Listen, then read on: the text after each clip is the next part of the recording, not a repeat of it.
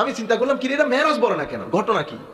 এটা আমার চিন্তা, আমি ভুলও হইতে পারি। দুইটা তিনটা কারণ। একটা হচ্ছে যদি মেরাজের কথা বলেন তো নবীর নূর মানতে হবে, নতুবা উপায় নাই। কেন? কারণ বুররাক, আমার নবী বুররাকের উপর সফর করছে না? মসজিদে হারাম থেকে মসজিদ আকসা পর্যন্ত সফর কিন্তু বুরাকের উপর ছিল না, ঠিক আছে? তো যেভাবে এই সফর করছে সেভাবে ওই সফরও করতে পারতো, কিন্তু ওখান থেকে বুররাক দিয়ে সফর করেছে। তো বুরাক বা বুররাক এটা বারকুনের বহু বছর। বারকুন মানে একটা লাইট, বুররাক মানে বহু লাইট, মাল্টিপল।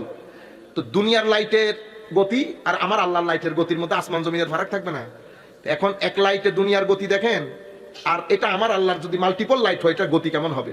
তো এই নুরানি একটা বাহনের উপর বসার জন্য মাটির মানুষ বসতে পারবে? শুধু মাটি। আপনি যখন মেরাজের ঘটনা বর্ণনা করবেন নুরানিয়তে মুস্তাফা আসবেই, এক। দ্বিতীয় হচ্ছে মেরাজের তিনটা পার্ট, 3 এপিসোডের মেরাজ। কয় এপিসোডে? 3 এপিসোড। প্রথম এপিসোড এটা হারাম থেকে আকসা, এটা আমার নবীর বাশারিয়তে মুস্তাফার মেরাজ। কিসের মেরাজ? বা জিসমে মুস্তাফার মেরাজ মনে করেন, আমার নবীর শরীর পাকের মেরাজ। আকসা থেকে সিদরাতুল মুনতাহা পর্যন্ত যে সফর এটা আমার নবীর নুরানিয়তে মুস্তাফার মেরাজ। সুবহানাল্লাহ। আর সিদরাতুল মুনতাহা থেকে লা মাকান ফাকানা কাবা কাউসাইনি আও আদনা পর্যন্ত যে সফর সেটা আমার নবীর হাকিকতে মুস্তাফার সফর। এখন আপনি যদি এই ঘটনা বর্ণনা দেন অটোমেটিক্যালি এই কথাগুলো আসবে।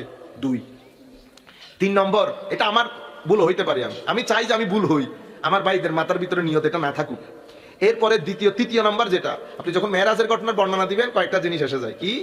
আম্বিয়ায়ে কেরাম মসজিদ আকসার মধ্যে একসাথে হয়েছে, সেখানে আমার নবী নামাজ পড়িয়েছেন। আমার নবী, এখন সমস্ত নবী নামাজ পড়েছেন, আমার নবী কথা বলতেছেন। হযরত ইব্রাহিম আলাইহিস সালাম আমার নবীকে ইমামতির মধ্যে দাঁড় করাইছেন, সেখানে বক্তব্য হয়েছে। আমার নবী প্রধান অতিথির বক্তব্য দিয়েছেন। আমরা মেরাজের বর্ণনায় 2-3 এপিসোডে কথাগুলো বলবো।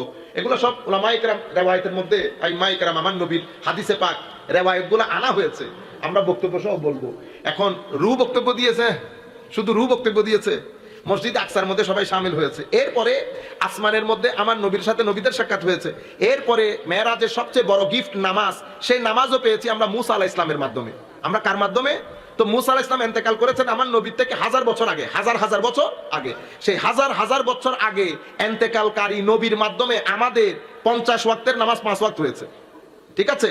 আপনি পুরা মেরাজের যে প্যাকেজ, সেই প্যাকেজের মধ্যে আমার নবীর শানে মাহবুবিয়তের সবচেয়ে বড় উদাহরণ মেরাজ মুস্তাফা সাল্লাল্লাহু আলাইহি ওয়াসাল্লাম।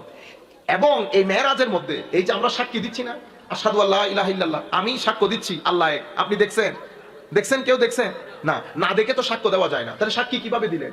আমাদের এথিস্ট ভাইরা আমাদের ছেলেদেরকে ডিস্টার্ব করে এই কথাগুলো বলে যে আপনি বলতেছেন না আই বেয়ার উইটনেস, আমি সাক্ষ্য দিচ্ছি that there is no god or no worth of worship apart from Allah almighty, Allah ছাড়া ইবাদত উপাস্য কেউ নাই।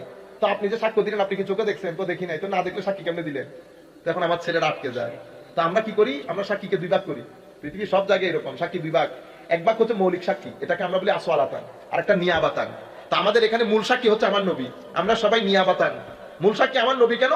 কারণ আমার নবী হচ্ছেন আল্লাহর উজুদের বুরহান, আল্লাহর উজুদের কদ জাআকুম বুরহানুম মির রাব্বিকুম। বুরহান মানে আওকাদুল আদিল্লাহ, মানে আমার নবী আল্লাহর অস্তিত্বের সবচেয়ে বড় প্রমাণ।